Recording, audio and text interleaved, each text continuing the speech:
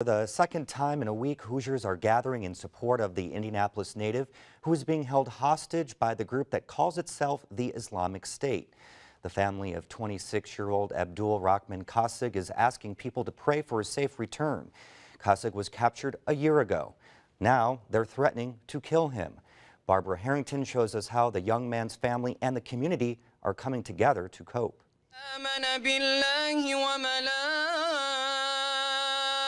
A sea of white took over Butler University's campus earlier this week. The Muslim Student Association and hundreds of supporters gathered at a vigil to honor Abdul Rahman Kassig, a former Butler student who's being held hostage by the Islamic State. I was very surprised to hear that there was a captor from Indianapolis. It caught me off guard. I wasn't expecting it. From a young age, Abdul Rahman's parents say their son felt compelled to help others. Our son was inspired by his grandfather to do humanitarian work. When he saw the suffering of the Syrian people, he went to Turkey and founded an organization to provide aid and assistance. That aid organization is called Special Emergency Response and Assistance, or SARA. Starting in 2012, Abdul Rahman made it his mission to help the Syrian people by delivering food and medical supplies to those fleeing the country's civil war. But that mission was put on hold last October when ISIS captured Abdul Rahman. We know that the Syrians are suffering. We also believe violence is not the solution to the problems that trouble us all. There is so much that is beyond our control. We've asked our government to change its actions, but like our son, we have no more control over the U.S. government than you have over the breaking of dawn. Abdul Rahman was shown at the end of a video released by ISIS last week. After beheading British aid worker Alan Henning, the terrorist organization threatened Abdul Rahman would be next. They've already killed 4 people. We implore those who are holding you to show mercy and use their power to let you go. Ali Haddad knows just how brutal the terrorist organization can be. He lives and works in Indianapolis, but is from Baghdad. He learned of ISIS for the first time 2 years ago, the same year he moved to the United States. They didn't have that much of power as they have right now, but in the beginning they were like a small group of people, like a branch of Al-Qaeda. Haddad says he's heard stories from family still living there about the unthinkable terror ISIS is inflicting on innocent people. They used to target elementary schools, preschools with suicide bombers and car bombs. So he was horrified, but not surprised when he heard ISIS was beheading journalists and aid workers. Now he's worried about what that will mean for Abdul Rahman. Just pray for him, that's it. We pray that you will give them the strength to endure this test. That's what many across the Hoosier State are doing as they wait to hear any news of Abdul Rahman's well-being. And so we call upon his captors, follow the religion that you claim to hold so dear, and have mercy on Abdul Rahman. And be warned, because God also says, he who kills a soul unjustly will be as if he killed all humankind. And as the days pass, Abdul Rahman's parents are asking others to take his mission to heart. They hope his story is raising awareness about the crisis in Syria and encouraging others to help. I think it inspires everybody because the ability for someone to sacrifice so much and put themselves at risk to do these things for other people is something that's great, and I think it's something that we, again, can all learn from, and it puts things into perspective. How much can I do for my community? What can I do for my community? Abdul Rahman, he's there to help people. Why on earth would you want to harm someone who's just there to help people? The Indianapolis native who died at the hands of the so-called Islamic State was adopted. Abdul Rahman Kassig's parents, Ed and Paula, released a statement proudly acknowledging that fact yesterday, and his birth family is starting to speak out. We'll have more on that in a few minutes. But first, as Hoosiers mourn the death of Kassig, a full review of the United States hostage policy is underway. After ISIS released a video earlier this week showing they'd killed Kassig, the White House revealed President Obama had already asked for the country's hostage policy to be examined. Barbara Harrington explains what it could mean for Americans taken captive and how the Hoosier state is coping with Kassig's death. For 6 weeks, Ed and Paula Kassig did everything they could to try and convince the so-called Islamic State to release their son. They reached out to the militants on social media and put out a video statement pleading for them to spare Kassig's life. We implore those who are holding you to show mercy and use their power to let you go. But they didn't let him go. Early Sunday morning, ISIS released a video showing evidence of Kassig's death. A while ago, we were informed that our beloved son, Abdul Rahman, no longer walks this earth. ISIS captured Kassig in October 2013 while he was delivering medical supplies in Syria. The United States government has remained silent on any efforts they might have taken to try and secure his release. But the beheadings of Kassig and journalists James Foley and Stephen Sotloff are causing the country to re-examine its policies on how it deals with hostages taken overseas. The White House says the Department of Defense, State Department, and FBI are all involved in the review. This review does not include a reconsideration of a long-standing policy of the United States government that ransoms should not be paid to terrorist organizations that are holding hostages. President Obama won't budge on the issue of ransom because he, along with several other politicians, argues negotiating with terrorists would only encourage them to capture Americans. We don't want to put other American citizens at even greater risk when they're around the globe.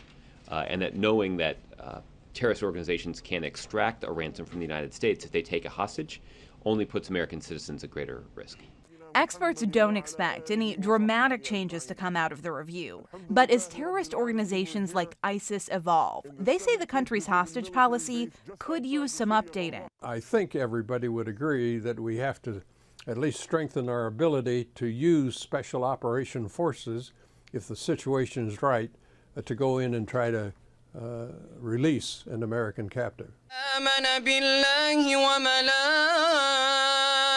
While Washington considers whether to make changes, Hoosiers who showed their support for the Kassig family during Abdul Rahman's captivity are coming to grips with the loss of one of their own. And just as Abdul Rahman turned to Islam for comfort while in captivity, the Kassigs are relying on their faith to help them work through their grief. Our hearts are battered, but they will mend. The world is broken, but it will be healed in the end.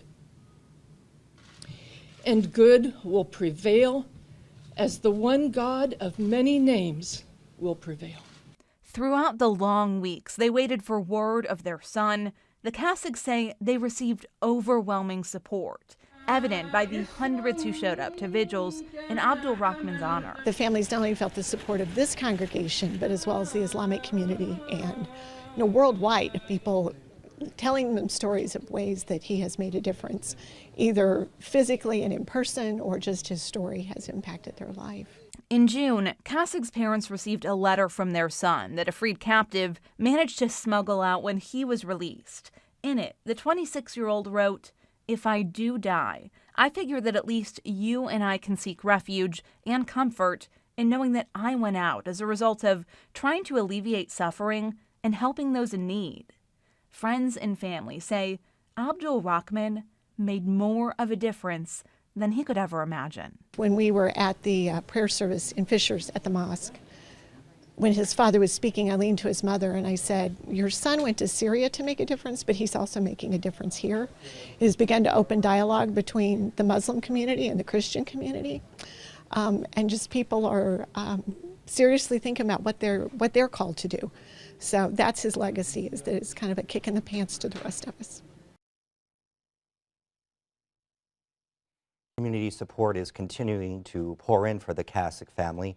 Earlier today, dozens of people attended a Muslim funeral prayer service at the Al-Huda Center in Fishers. Another prayer service is planned for tomorrow at the Indiana Inter-Church Center.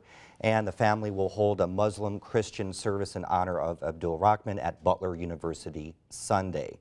Reporter Barbara Harrington joins us now for more. Boy, this is Just so heartbreaking. And now we hear actually from the birth parents. That's exactly right, Joe. Yesterday, Ed and Paula Kassig released that statement acknowledging that, yes, they had adopted Abdul Rahman. They said that they were very thankful and grateful to his mother, Rhonda Schwint, who chose them to be his parents, but also said that Rhonda and her children are also grieving. He has a sister, Jana, and a brother, Sam. I wonder if he had any contact with his birth parents during that time. Well, the Indy Star did talk to them, and they reported that he did, once he turned 18, reach out to his birth mother and his siblings, and he actually started a relationship with them, and they formed a really close bond over the past several years.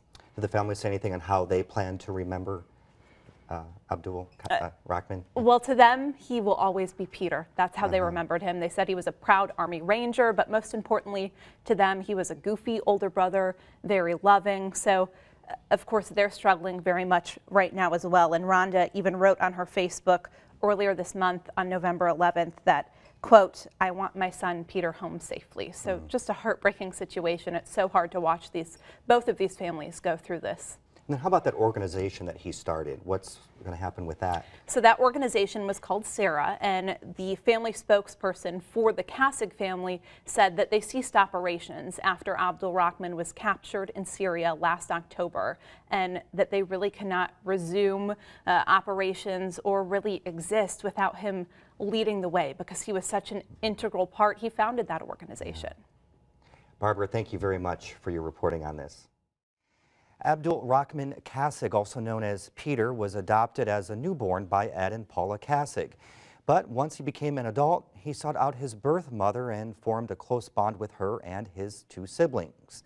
Now that second family is struggling to deal with the 26-year-old aid worker's murder at the hands of ISIS. Barbara Harrington sat down with Kassig's birth mother, Rhonda Schwint, to talk about how they're coping with the loss of a brother and son. If you first of all want to explain, Rhonda, how Peter came back into your life 18 years after you gave him up for adoption. When he turned 18, I just got a call from the adoption attorney who said that Peter wanted to meet, and he not only wanted to meet me, but he wanted to meet his brother and sister. I told, with my husband and I, sat Jan and Sam down and told them about their big brother. They were 12 and 10. That was not an easy conversation to try to explain, but they were both very excited. I told him he would be coming by the next day. They devised a plan that they would sit on the front porch pretty much all day until they saw that green pickup truck come down the street. And as soon as they did, they ran across the yard and right into the middle of the street. And Peter stopped with the truck still running and jumped out, and they just fell into a big hug right in the middle of the street. It was the purest expression of love I think I've ever seen, and they were brother and sister from that moment on. It wasn't until, I believe, about a year after that he was captured that ISIS released this video saying that he was their next execution target. How did your family find out about that video? My son actually found out first, and that was from Google alerts. He had set his phone so anytime something came up about Peter, and so I had hoped that if that happened, I wanted to know first so that I could let both of Jan and Sam know. But Sam found out first, and actually he called me. It was a very dark day when that occurred. Prior to Peter being named as the next victim, Paul and Ed did a beautiful job, a wonderful job, for lack of a better way of saying it, of keeping us in the loop. They would let us know what they knew. Once Peter was named as a victim, as the next intended victim, we never heard anything. I mean, it was like a wall of silence went up. There are people who may see this and say, you know, you gave Peter up for adoption, you signed away your rights. What did you expect from the government? What do you say to those people? I did sign away my legal rights, but that doesn't make us less of a family for Peter. And Jan and Sam didn't sign away any rights. They are Peter's brother and sister. And Peter wanted to be a member of our family, and Peter was a member of our family. That's not how we, and particularly Jan and Sam, were treated.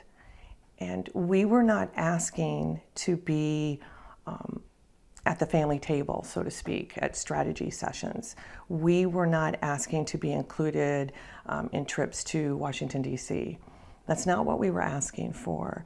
We were simply asking to receive victims' assistance so that Jan and Sam could receive counseling that helps with this kind of traumatic grief. That's what the FBI specializes in. When I asked repeatedly for assistance, I was told that we did not meet the legal definition of next of kin.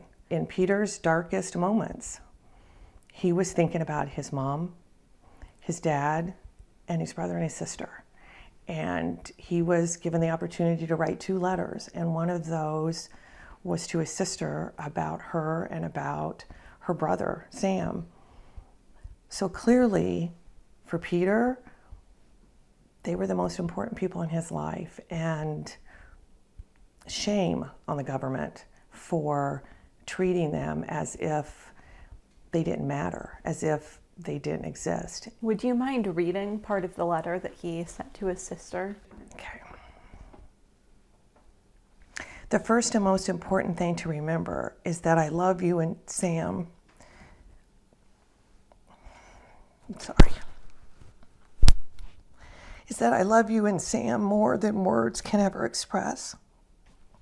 I am afraid, of course, but I am at peace with my situation, and I will face whatever comes with as much dignity and faith as possible.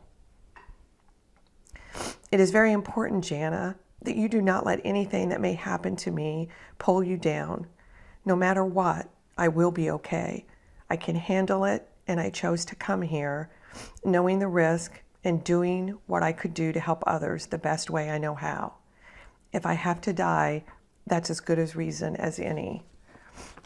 What would you say to Peter if you could give him one message, if you could send him a letter like that? What would it say? Oh gosh, we all would give anything to have one more moment, you know. Sorry. I would tell him how proud I am of him.